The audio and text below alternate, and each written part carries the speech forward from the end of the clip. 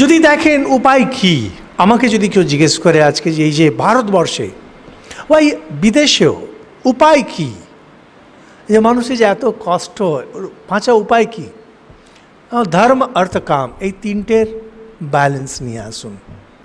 ধর্ম অর্থ কাম, এই যে এখন দু চারটি কথা শুনে, বিশেষ করে ঠাকুরের কথামৃত শুনে মুক্তি জীবনের উদ্দেশ্য, ঈশ্বর লাভ জীবনের উদ্দেশ্য, এই কথাগুলো যেগুলো বলছে কীরকম যে নিজের সর্বনাশ ডেকে নিয়ে আসছে, বোঝানো যাচ্ছে না তাদেরকে। আমাদের কাছে লোকেরা আসেন অনেক সময়, সবাই ত্যাগ করতে চায়।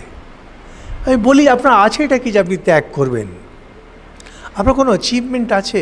যারাই ত্যাগ করতে চায় আপনি ভেতরে গিয়ে দেখবেন তার জীবনে সমস্যার শেষ নেই।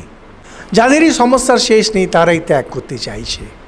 ত্যাগ করতে চাইছে নিজের সমস্যা ত্যাগ, ধর্ম অর্থ কাম, এই তিনটে সাধন করে হয়, মোক্ষ পথে হয় না। কিছুতেই লোকেদের বোঝানো যায় না। আপনি চেষ্টা করুন, যে কোনো আপনি কাজে নেমে যান, কিন্তু তিনটে জিনিস আপনাকে করতে হবে। ধর্ম সাধনও করতে হবে, তার মানে জপ ধ্যান, মন্দিরে যাওয়া, তীর্থে যাওয়া, ব্রত আদি পালন করা, তার সঙ্গে সৎভাবে টাকা উপার্জন, আর তার সঙ্গে কাম। নানান রকমের যে ভোগগুলো রয়েছে, শাস্ত্রে যেটার বিধান দেওয়া হয়েছে, দেশের আইন যেটাকে অনুমতি দিচ্ছে, এই তিনটে যদি না থাকে, এই তিনটের মধ্যে কোনো একটা যদি কমে, আপনি জানবেন সমস্যায় পড়ে গেছেন।